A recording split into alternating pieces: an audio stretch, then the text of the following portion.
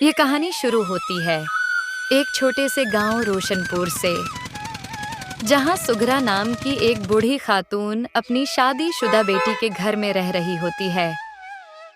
बेटी, इतने अरसे से मैं तुम्हारे घर रह रही हूँ कि अब तो मुझे दामाद जी से भी शर्म आने लगी है।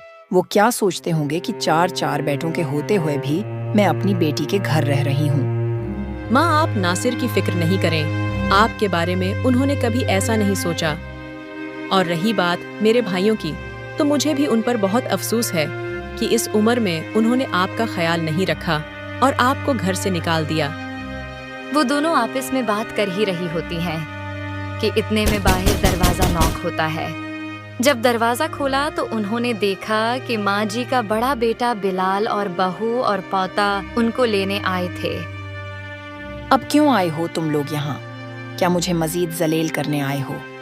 माँ जी, हमें माफ कर दें। आपके साथ बहुत बुरा किया हमने, इसीलिए आज हम बहुत बुरे वक्त से गुजर रहे हैं। हाँ माँ जी, जब से आपको निकाला है हमारा तो ढाबा ही बंद हो गया है।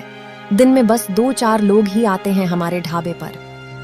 भाभी, ये सब तो होना ही था, क्योंकि बुरे काम का हमेशा बुरा ही अंजाम होता है।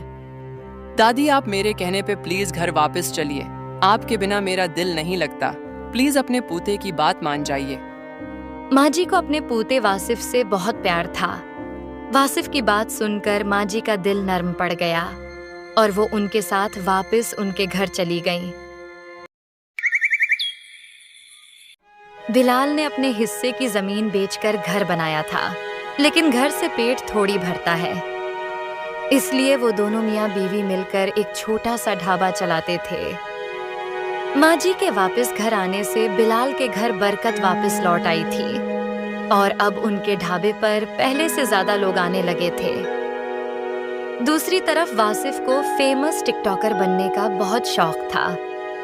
वो हर वक्त टिकटॉक बनाने में लगा रहता।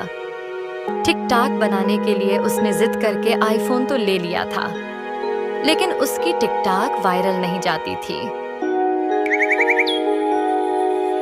एक दिन वासिफ टिकटॉक लाइव पे था और दादी वासिफ को आवाज देती हुई उस कमरे में आ गई। वासिफ बेटा, तुम क्या हर वक्त मोबाइल में लगे रहते हो? कभी अपनी दादी के पास भी आकर बैठ जाया करो। दादी को देखकर वासिफ के माइंड में एक ख्याल आया कि क्यों ना दादी को टिकटॉक लाइव पे अपने फॉलोअर्स को दिखाया जाए।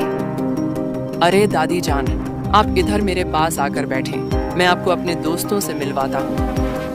गाइस, मिलिए मेरी क्यूट सी दादी जान से, जो कि मुझसे बहुत प्यार करती हैं। दादी जब वासिफ के पास आकर बैठी तो मोबाइल की तरफ देखकर सोच में पड़ गई कि वासिफ के दोस्त नजर क्यों नहीं आ रहे। बेटा, तुम्हारे दोस्त कहाँ हैं? मुझे तो नजर नहीं आ रहे। दादी की बात सुनकर वासिफ को हंसी आ गई और उसने दादी से कहा, दादी, मेरे दोस्त आपको नजर नहीं आएंगे, लेकिन हमारी वीडियो उन सब के पास जा रही है और वो सब हमें देख और सुन रहे हैं। आप मेरे सब दोस्तों के लिए दुआ कर दें। अच्छा, तो ये बात है। मेरी दुआ है कि अल्लाह तुम्हारे सब दोस्तों को अर्शों के रंग लगाए और सबके नसीब बहुत अच्छे करे। दादी की सादगी लोगों को बहुत पसंद आई और वासिफ को पहले से कई गुना ज्यादा लाइक्स मिले और पहले से भी ज्यादा लोगों ने दादी की वजह से वासिफ को फॉलो करना शुरू कर दिया। वासिफ बहुत खुश था और अब उसने दादी की रील्स बनाकर टिकटॉक पे अपलोड करना शुरू कर दी थी। टिकटॉक पे दादी माँ जी के नाम से फेमस हो गई थी और हर कोई उनसे अपने लिए दुआ करवाता और उन्हें ढेरों गिफ्ट भेजता। और अब तो दादी के घर के बाहर उनके चाहने वालों का रश लगा रहता। हर कोई उनसे मिलना चाहता था। माँ जी की वजह से अब बिलाल के घर में किसी चीज की कमी न रही थी और वासिफ भी माँ जी की वजह से फेमस हो गया था।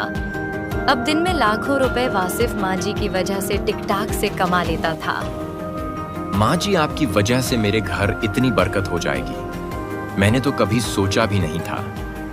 आप मेरी पुरानी गलतियों के लिए एक दफा फिर मुझे माफ कर दें। बेटा, माएँ कभी भी अपनी औलाद से नाराज नहीं होती। इन माओं के दिल से हमेशा अपनी औलाद के लिए दुआ ही निकलती है। इस कहानी से हमें यह सबक मिलता है कि माँ बाप के होने से ही हमारे घरों में बरकत होती है।